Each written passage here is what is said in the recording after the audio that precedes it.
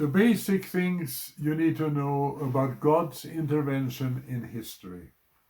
I have to start by saying that as soon as I became a believer, I got fascinated about the way God had been intervening in history all the time in people's lives. Actually, when I was 15, the church where my parents went closed down that little library, and one day I saw a pile of dusty books outside the pastor's door. So I went to say, "Can I buy those books?" And he said, "Sure." And for $15, I bought 300 volumes of basically mission history around the world. And it changed my life. I read all of those books over 2 years. And at the same time, I heard God saying to me, "Lars, I'm going to do that again. I'm going to do that again." God's intervention in history tells us what you think is dusty books called church history. But here you can read it on 32 pages and it will move your heart. It starts with the church, with the disciples going out, winning people for Jesus everywhere and basically turning their world upside down.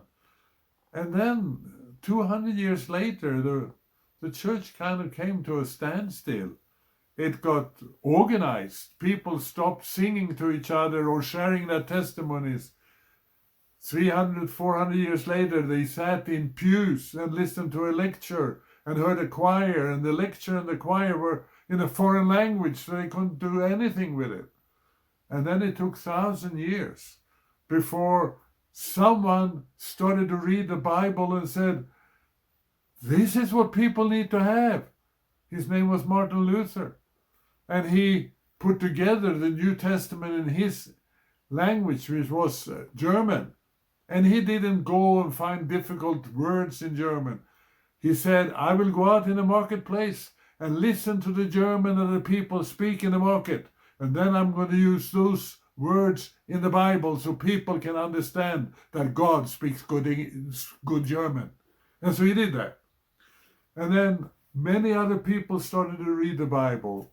And as a result of the Reformation, many other people came into the mission map. We think of William Carey, who was a Baptist in England, who felt a call to evangelize the world. And his elders in his church says, when God is going to evangelize the world, he will do it without you. Well, William Carey had other plans.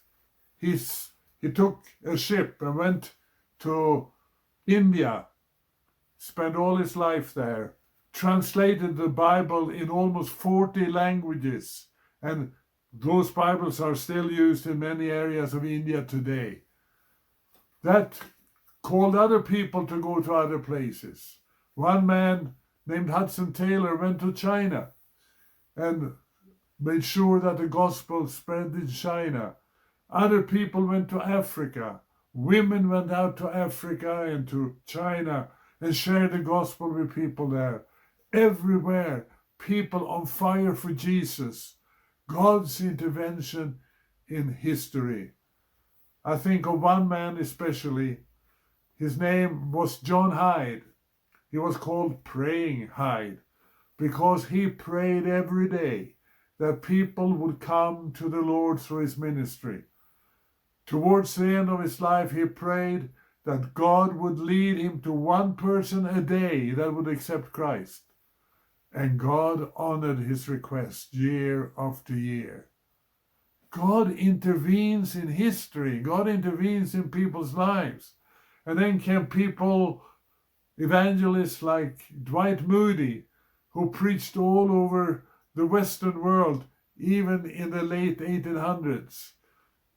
He made a way for other people like Billy Graham and others, and hundreds of evangelists that went out. We can't tell the story of all in this little 32-page book, but I tell you, you read this book and you will be energized because God has not stopped intervening in history, and perhaps he will use your life when you turn on fire for him.